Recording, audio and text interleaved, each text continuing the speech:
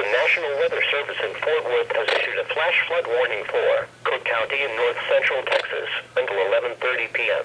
At 8:35 p.m., Doppler radar indicated a thunderstorm producing heavy rain across the warned area.